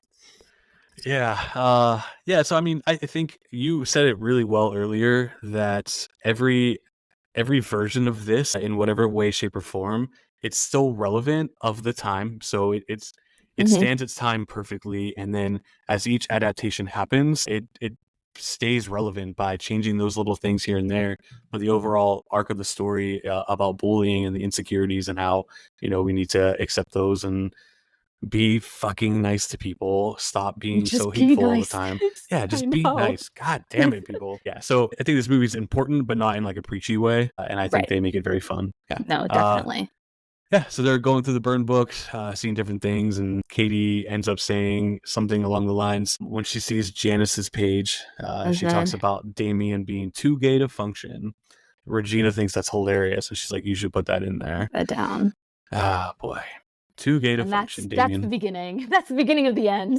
Yep, that's the beginning and the end. This is where the story really takes a turn. It Um, does. And you can see that again across all versions where like Katie is supposed to have this moment of like, I thought I could trust these people and they're writing down exactly what I say in like a mean mhm, way. yeah, And so, yeah, and she's like, oh shoot, I have to watch what I say now. Like I shouldn't be this is what they're talking about. I shouldn't be comfortable with these people. yeah. No, very true. Back in school, Katie has the pink heels that Regina gave to her, and Mhm. she's not the best walker in them, but of course, Aaron Samuels, notices it, which is exactly what she wanted. Mhm. And And this is another iconic moment across all yeah, versions. And in all yep, caps on my notes, I say, never play dumb to flirt with someone. Never do it. Just don't. It's not yeah. gonna end well. Yeah, she keeps playing dumb, and we just see different instances of her trying to make conversation with Aaron. Right. Of course, the October 3rd. What's the quote? Do you know the quote? On October 3rd, he asked me what day it was. It's October It's October 3rd. 3rd. Yes. October 3rd. Yeah, and if anyone listening to this didn't know that, you've probably seen it or heard it, and it is from Mean Girls. So you're Mean welcome. Girls. We taught you, we taught you some pop culture history here, guys. You're welcome. You're welcome. And So it's now we still know that in the Katie is musical. faking being quote unquote not smart when it comes to math. So she's trying to get Aaron to teach her things. And, she's like, nope, Yeah. wrong. In her head, she's like, wrong, wrong, Wrong, wrong. See, wrong. that's another thing. I don't think I personally could do that. I'd be like, ooh. Yeah. Which now we have arrived to another song. This is, I don't know the actual name, but the Halloween song when Karen is Sexy. getting ready. Sexy? Okay. Yes. Yeah, that's another one. They actually like released an official clip from the Broadway show on Halloween a couple years ago because they're like, Happy Halloween, here it is. Mm, Again, sung by the original Karen on Broadway, Kate Rockwell. This is another light, sunny dance number, one that they knew they could play with. It's fun it's fun in the show, and I think it's another testament to it's another like adaptation of in the movie in the original movie. Lindsay's talking about on Halloween, normal kids, dress up in some terrifying costume, but in girl worlds, they're wearing kind of suggestive or like, like kind of mm. cute, fun, sexy costumes. And she doesn't Yeah. know that, obviously, which then results in her turning into, showing up in a really scary costume that I think Dave honestly really likes. Like, I he'd be like, love that's it. brilliant. Yes. I feel like you are so welcome here all the Yeah, time. like you understood the assignment. Yeah, you understood the assignment indeed. Love it. Yeah, so here we're getting the song "Sexy" that Karen is singing, and she's doing it on a TikTok live Yes, feed. I have And noticed. And yeah, it the has this go sorry, ahead. it has like actual like clips of influencers. So like one of Yeah. them that really stuck out to me me being the Gen Z I am, Nia Sue from Dance Moms was in it. And I was like, oh my Oh, gosh, Nia, you're here. oh, Mia, I don't even know who that is. Oh, see, I'm Dance so Moms, Dave. yeah, You I'm have to so rock with sorry. it. Yeah, I'm looking at the screen now. Actually, I have the film on, and I paused the screen. I don't know who that is. The only person I can recognize that I think is kind of cool is actually Cool Mom with a bunch of O's, which is actually good old Busy Phillips as I was Regina's gonna say mom. Regina's mom. Yeah, I love that she's a part of this dance and Yes, doing the song. But I like the song for the simple fact that it's really poppy. It's it is. pretty radio friendly esque. So Yes. I think it's one of the more exciting songs at this point, like at this point through the film. And then the song stops abruptly when Katie walks in with her big scary costume that I love, as you I was mentioned. gonna say Dave probably ate it up. I did. I was like, I love this. And then the song kicks back up again really quick. She does a little dance break, which I thought was kind of fun. Yeah. Again, very, very Gen Z TikTok dance, but it Yes. works. It works in context of the film and in context of the character itself. And Yes. she officially ends the song with "I'm a sexy mouse, duh," and points to her Duh. mouse There ears. again. Iconic. Yeah. Iconic. Yeah.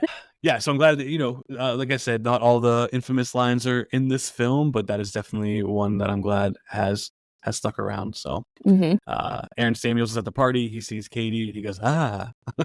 um, so goofy. And here Regina has found out that Katie likes Aaron Samuels. So Aaron, now which we, also happens from Gretchen. Like Gretchen tells her yes. throughout like all the versions, Mhm. even on stage. I liked that they incorporated the texting because I think that was also very true to Gen Z, texting about people in the same room as you. And additionally, the other note I had was I hate when people use like the writers put like perceived slang in there. Mhm. So at one point, like Renee Rapp says, "Don't be thirsty," and I'm like, "Oh my god, Mm. no one says that anymore." Like, why are you Yeah. putting this in? This is very much like Mhm. trying to fit in with us, and it's Right. not working. Why would you write Yeah. that? Like, Yeah. That's uh, some of the stuff that just doesn't translate. chive. Yeah. Yeah.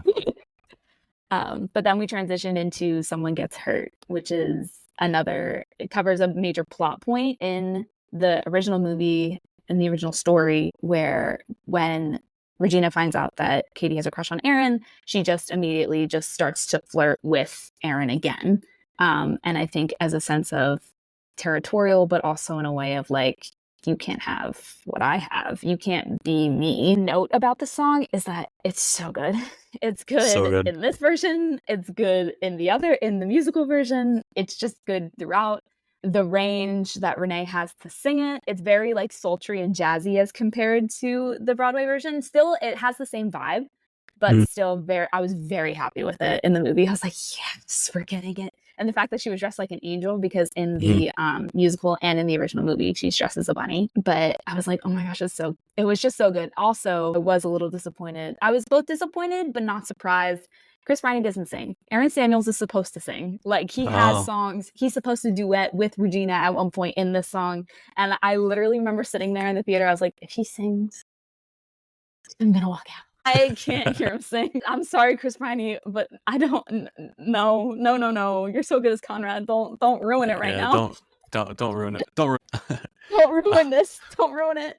Don't do it. But it did. I loved the rendition of "Someone Gets Hurt." And it was good. What did you think of it? Oh, no, I love it. It's obviously it's Renee Rapp, so I'm being a little biased, but at the same exact time, I think it's a very interesting song. I think the production of it is really good, and I think the way that it's filmed is very interesting. How everyone freezes at the party, the lights are out, there's flashing lights, there's wind. She's in control of everyone. She taps somebody on the shoulder, and they start, moving with Yes. the bass line of the song, which I don't know. I Hmm. think like it's really well done. It might be my favorite overall performance from singing lyrics and then to the actual visual of it all. So Yes. No, yeah, I really definitely. like It's it. a show-stopping number in the Yeah. Broadway version too. So I'm glad they kept it in. I would have been Yeah. so mad. Right. You're already so angry at this moment in time that they've cut I some know. songs I was and like, what so else are these they gonna cut? right. Uh, Man, Grace was coming for these people. Listen, I don't play around with musical theater. So the song ends with Regina kissing Aaron Samuels and Katie being like, "Whoa." So now Yes. she knows that this is this is girl war has This just is Girl really War. started. Back with Damien and Janice, they're kind of giving a little rundown of how the plastics work, and they're saying that we're your friends, and then we break into another song. Yes. I like Damien's whoa You liked whoa it? whoa in this song. You froze. Oh yep, I froze. I'm back. Are you back? Hello. I'm back.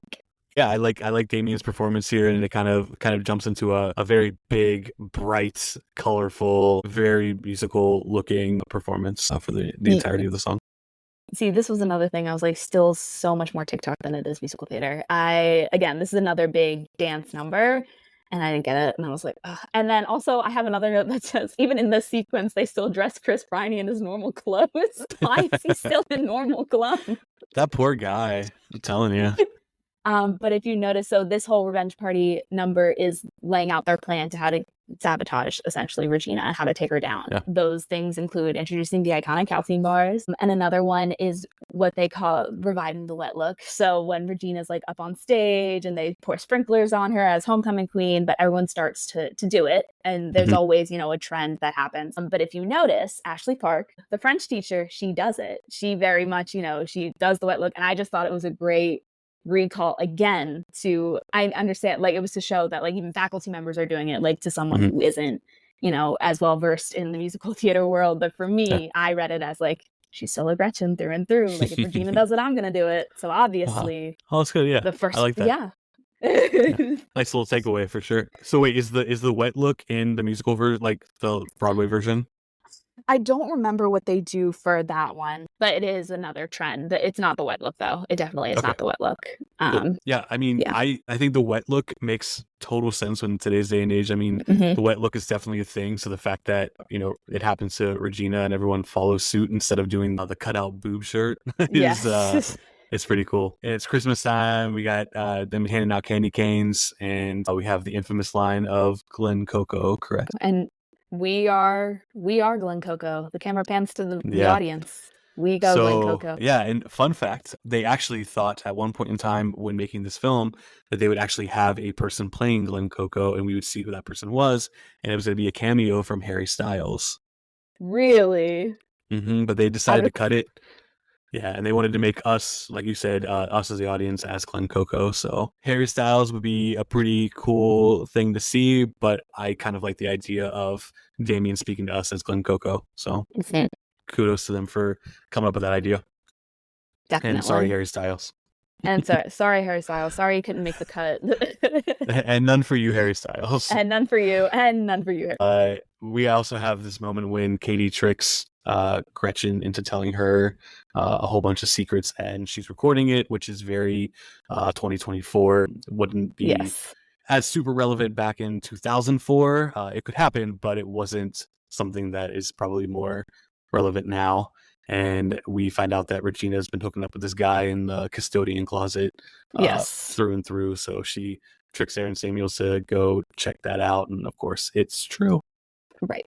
And in the movie, I don't remember if they, like in the original, because they try and they plot to have Aaron find them, but they're not successful. I don't remember how he finds out in the original movie.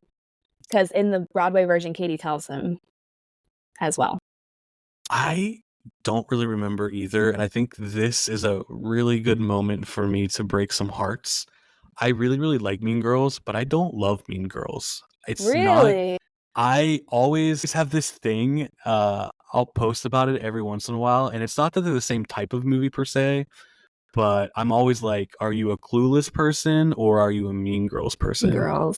And I'm a Clueless man through and through. As you should. I mean, also a work of cinema, honestly. A work of cinema for sure. And Paul again, Rudd. yeah, it's just, and I mean, I do like Mean Girls. I'm not saying that I don't like it. I do quote it, but it's not a movie that I revisit as often as a lot of people do it around my age and younger. So I feel like I missed the train on like loving Mean Girls and being obsessed with it. So I don't know it like the back of my hand like I do a lot of movies that I talk about. But yeah, so I don't remember how that plays out in the 2004 version.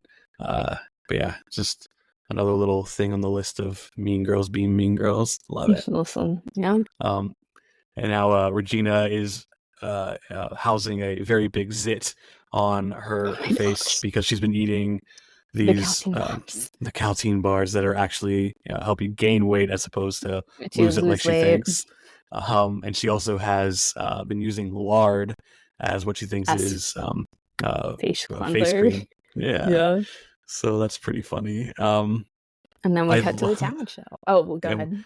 No, one of my, I don't know why it's so silly, but when Regina notices it's on her face, she says, "Look at this thing."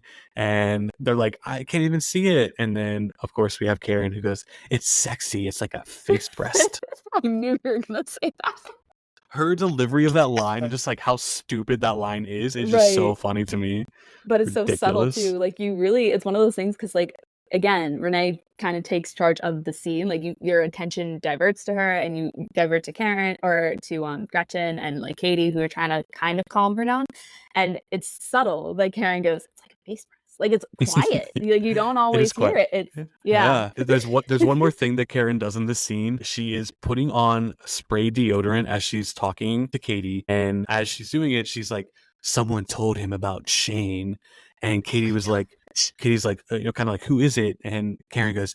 She pulls the deodorant spray up to her mouth as if it's a microphone, and she goes, "Do you think it was Santa?" And then she turns it to Katie, and I'm just like to say that line and just use the prop as a microphone. I Oh don't my know, gosh. makes me laugh every single time. So yeah, so now we are at the talent show. Tell us about this talent show and how everything plays out compared to the movie and the Broadway play.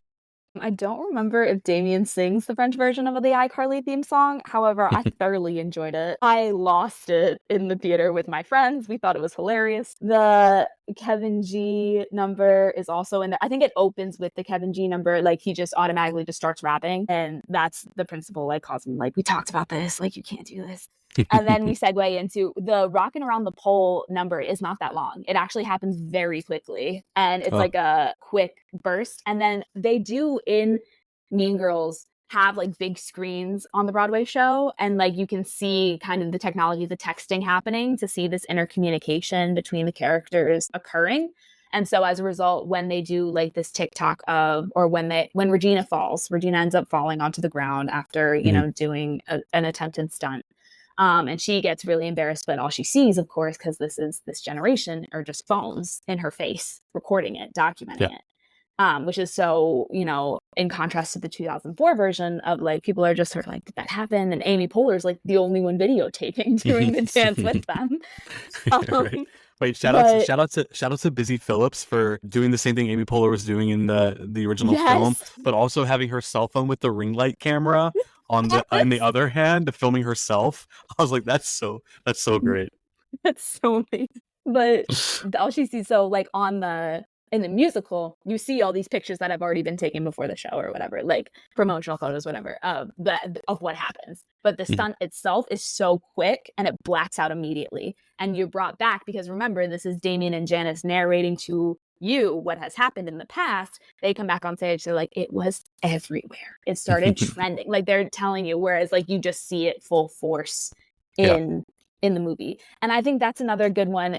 Again, they were trying to communicate that like this is how fast news is traveling these days. Mhm. Like this is Oh what yeah. kids are being like it would be on Snapchat, it would be on an Instagram story, it would be a TikTok. Like Yep. and the first thing Regina would see is all these phones in her face recording it. Like Mhm. Yep. so Yeah, I thought that was th- good. yeah, that's definitely where we're at as a society. I mean, you can't escape people or the internet at all now. Whatever you do, you just have to assume that everything you're doing is 1 second away from being a viral clip on social media or Mhm. being commented on for looking a certain way in a positive or negative light. So that's where a lot of the meanness from the 2024 version is coming from. I feel like back in 2004 it was more mischievous, conniving mind games, Mhm. and like talking shit behind their back. And now it's all kind of everywhere in that social media landscapes. They both suck pretty bad. So, um yeah, but but because of this whole stunt, then that's when the shift in power begins. So now Regina becomes the brunt of the joke, mhm. and everyone kind of turns to Katie because they're like, Katie was trying to help her. Katie was trying to make sure, like, Katie is seen suddenly as this like hero, and so everybody kind of shifts their attention to her. So we're in the cafeteria the next day, and because Regina's been putting on some weight from those chocolate bars, she can only fit in her sweats. So she came to school wearing sweats, and the plastics were like, "Sorry, you can't sit with us." And Katie turns, and I mean, Katie looks badass in this moment. She, in a weird way, she kind of commands the same way Regina does, and she basically says, "No, you cannot sit with us." And Regina's like, "Those are stupid rules," and she's like, all the other girls are like, "Well, you've made it that we couldn't sit with you on certain days because of those rules, so sorry, but you can't do it." So in the musical, this is usually where Act 1 ends. So the shift in power is like, that's where they stop. And there is a song that she sings, I believe, I don't remember what it's called, but there is one where she's like, "It's me now. Like, I am." It's a reprise of Apex Predator.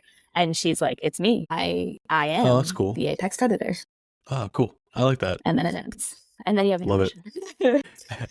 We have made it to intermission. We've made it to intermission, everyone. Obviously, as Grace has mentioned, there's a lot of stuff that is cut from the Broadway version in order to service the fans of the 2004 film. That's why I think this movie is a good blend of both. We now, with this shift of power, she's trying to command everyone, just like Regina does. Her mother is going away on a trip, so she decides to have a party at her house. And of course, she invites Aaron Samuels. It's supposed to be a very small party, but ends up being a really big party with a lot of crazy shenanigans happening. And she ends up in the bedroom with Aaron Samuels, where they're having a conversation. And at the same exact time this party's happening, Regina's at home working off the weight that she's been putting on, and she discovers that those chocolate bars are actually help you gain weight. And the way Renee Rapp pulls that emergency thing off of the treadmill, and the way that we, as the audience, get to stare at her through the camera lens, and she starts screaming, oh boy, I just feel how angry she is, and I just feel like the wrath of God is before us. And that's another iconic moment, though. 2004, she screams, and the camera zooms in. But then we get to one of the most anticipated songs that I had been sitting and waiting for, World Burn. World Burn. World Burn. Wait, actually, before this, 2 other songs had been cut. Stop, which is sung by Damien, trying to tell Katie, like, hey, like, you're acting, like, really weird, and, like, you're becoming her. They're trying to, like, Katie, both Janice and Damien are trying to be like, stop what you're doing. Like, we accomplished what we're doing. Like, why are you still like this? And then the other one, there is a duet between Katie and Aaron when they're in her bedroom about how Aaron's like, I like you, like, for you. You don't need to like. Yeah. But yourself. We got no Chris Briney singing, as we've established. No Chris Briney. Right. But World Burn is the song that Regina sings when she's making copies of the yearbook of the burn book and distributing them on school and throughout the school. This version also sultry, jazzy, but great. Loved it. It's also, I used to listen to this song religiously, and one of my favorite lyrics ever is in this song. She says, my name is Regina George, and in case you're keeping score, Katie may have won the battle, but I will win the war. Ooh. And so that always like made me feel like, ooh, she's gonna do it. She's gonna go right for it. She's going for the jugular, and she does. She does. She really does. One of the things I like about, like you said, I love this song. I like the way she sings it. I like the way it's performed, and it's played out with some dialogue and everything as well. The one thing I really do love is that in the original film, she does take the burn book and make copies of all the pages. But in today's day and age, all she does is set the burn book down in the middle of the hallway, just knowing that someone's going to pick that up and pictures are going to start being taken, and it's going to go just as viral as it does as if she did it the same way that we did back in the 2004 version. So at this point in time, there are pictures being sent through text messages, there are Instagram videos, there are TikTok videos, and Regina is watching the world burn around her, and everyone turns on each other, much like the film, and I'm assuming the musical as well. And they all get sentenced to absolutely nuts. I mean, the things they're reading about each other and the fingers that are being pointed, it just turns into an all-out war. And this is when we learn that we need to go to an assembly to make sure that we can all learn that these types of things are not good. So, good old Ms. Norbury and Mr. Duval get everyone into auditorium, so the gymnasium, so they can have a little moment to speak about how bullying is not right, and we all need to practice love. And in this scene, Damien does this thing with his little fan. It pops out. I guess so funny. He's trying to ignore Katie. Him and Janice are like, no, we don't want to talk to her. And he gets one of those little personal fans, pulls it out, and strikes it really fast. And I guess that was improvised by him during the filming, and they kept it in because they thought it was perfect for Damien's character. And 100%. I think it's pretty It's pretty cool. Tell us about this whole auditorium scene. What's going on, and what musical numbers do we have? So going into this, we all know that this is kind of like the climax of the film, essentially, where like everyone's confessing to what they've done, and it's a turning point in that you learn what the film's about. So again, we've talked heavily on this about the negative effects of bullying. Not that there are really any positive ones, but how like it impacts everybody, and the fact that it's not just Regina, because one of the things that sticks out to me is that Tina Fey's character goes, how many times has someone said something mean behind your back? How many times have you said something mean about somebody else behind their back? And the fact that it's not just the plastics who do it, it's everybody. Like you see Janice and Damien raise their hands. That's always just, it's very eye-opening. Yeah. Moving into the song, Rather Be Me, which is sung by Janice. Another really great song that I loved. It's one that probably, like, one of the great things about the soundtrack, one of the great things about any movie or soundtrack, whenever you watch it for the first time, watch it again a couple years down the road, same thing with books, something new kind of will always stick out to you. And so this time around when I watched it, Rather Be Me really stuck out to me because we've talked a lot about insecurities and how you feel as a teenager. And that stage of acceptance for Rather Be Me, I think just really hit me because I was like, I'm at that stage in my life where like, no, like I'm okay with who I am. And that's who I am is good enough. So that's probably one of my favorite songs in this version, just because the lyrics always like, they just mean a lot to me. Oh, good. Yeah. It's, again, it kind of goes back to the hearts, the film version, minus the musical stuff. The film version had this part in it as well. All the heart to try to understand that, bullying does have an effect on people. So here we are at the moment where the song is coming to an end, and Katie and Regina are arguing and heading out of the school as the rest of the people follow them. And of course, that stupid bus driver that drives way too fast comes I don't know plowing how that's through. illegal. It's so Literally. illegal. And he runs poor Regina George over, and she's dead, and that's the end of the movie. The end. I'm just kidding. Regina George does not die. Well, she did die for a couple of seconds, I 15 believe. seconds. 15 seconds, yep. Yeah, so now, all these viral videos again of, people accusing Katie of pushing Regina in front of the bus and trying to kill her. And now Regina's kind of getting her credibility back. And Katie finally admits that, the stuff that she's done is absolutely ridiculous, and she needs to, make things better for herself and all the people that she's hurt. So she goes to visit Regina at her house, but doesn't really have the nerve to go in. So she leaves a set of flowers outside, and she has a heart-to-heart moment with her mom, talking about, she doesn't like where she's at in terms of, being that type of person. And she kind of does the child thing, like, can you stay here and sleep with me until I fall asleep, and things like that. So a very, she's back to being a kid again. That power is gone. There's no need for that power, and she knows it. So cool. What else is happening? And then so as punishment, she has to do the Mathletes competition, where we see our queen, the OG, Lindsay Lohan, as the moderator. The moderator. Yes. And so Katie goes with the Mathletes, which she finally joins as extra credit. And she goes there instead of spring fling. And that's like the big to do. But this iconic scene of the limit does not exist. And she gets to...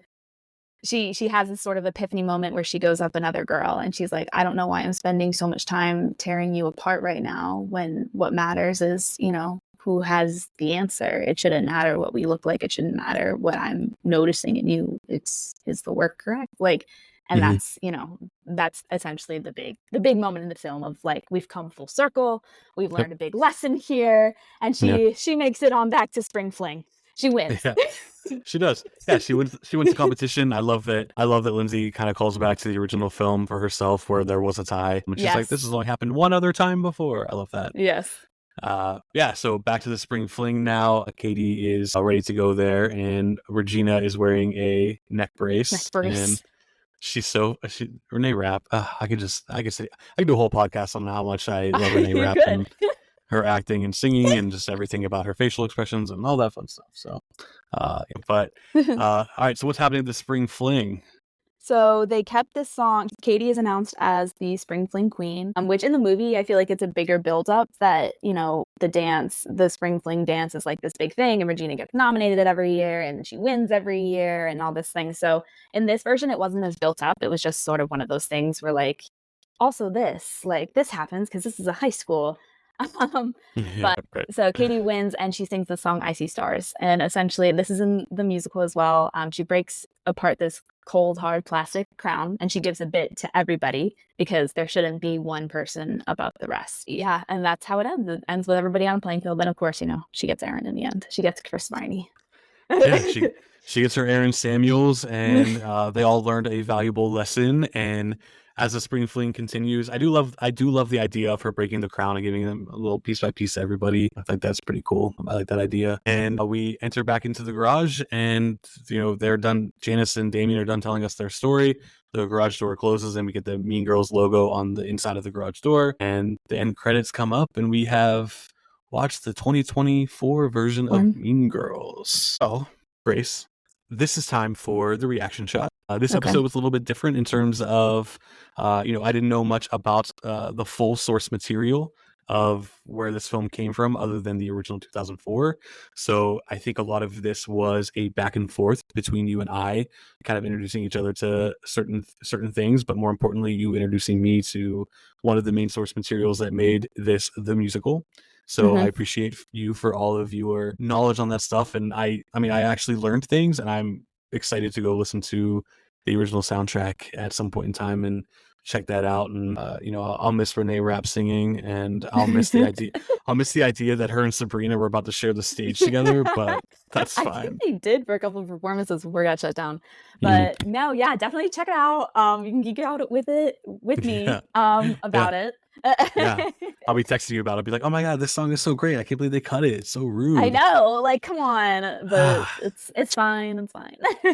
All right, so we're doing something a little bit fun here, and what I want you to do, since this is the reaction shot, I want you to rate Mean Girls 2004, the original film, on a scale of 1 to 10. 10 being I absolutely love it, favorite movie ever. 1 being it's abysmal, I never want to watch it again.